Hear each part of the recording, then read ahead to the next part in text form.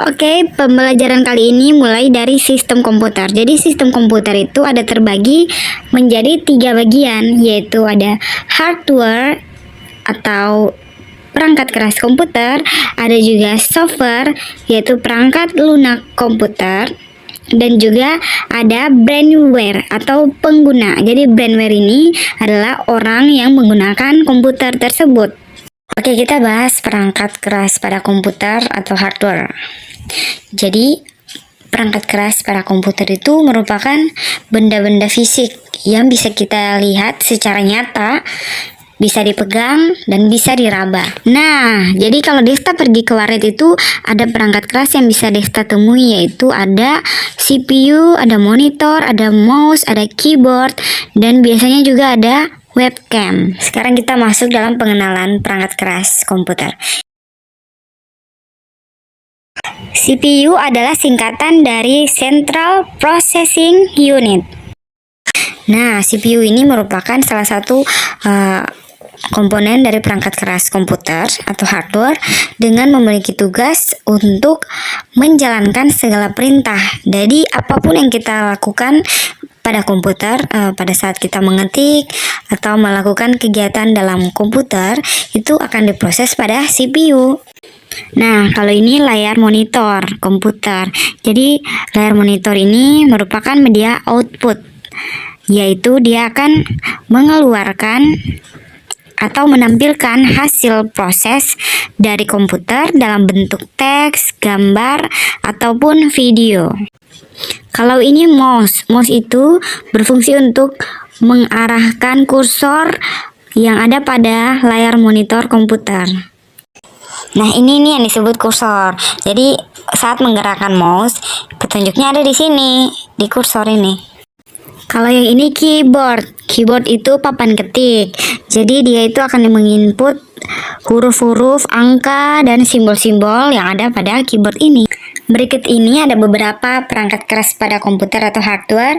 Masih ada banyak yang lainnya juga, bisa di searching di Google. Sekarang kita lanjut bahas mengenai software atau perangkat lunak pada komputer.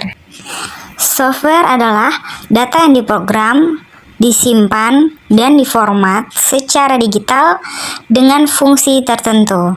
Software ini tidak memiliki bentuk fisik yang dapat dipegang secara nyata. Jadi, software itu dia berada di dalam komputer, di dalam layar monitor komputer.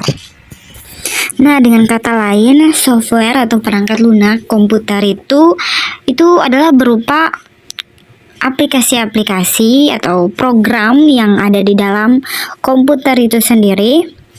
Ya, bisa berupa Microsoft Word, bisa Microsoft Excel, ada PowerPoint, ada Mozilla, ada Google Drive, ada juga Yahoo, ada juga antivirus, ada juga pemutar musik, ada juga pemutar MP4 atau video. Nah, itu semua yang ada di dalam komputer itu disebut software atau perangkat lunak komputer.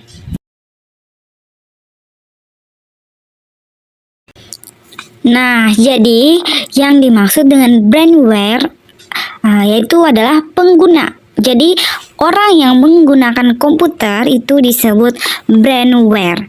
Nah, tanpa adanya brainware, komputer itu tidak bisa dijalankan. Nah, maka peran brainware yaitu untuk melakukan pengoperasian pada komputer. Nah, jadi kalau tidak ada brainware atau pengguna, komputer tersebut juga tidak bisa dijalankan dengan baik karena tidak ada yang menjalankan komputer itu.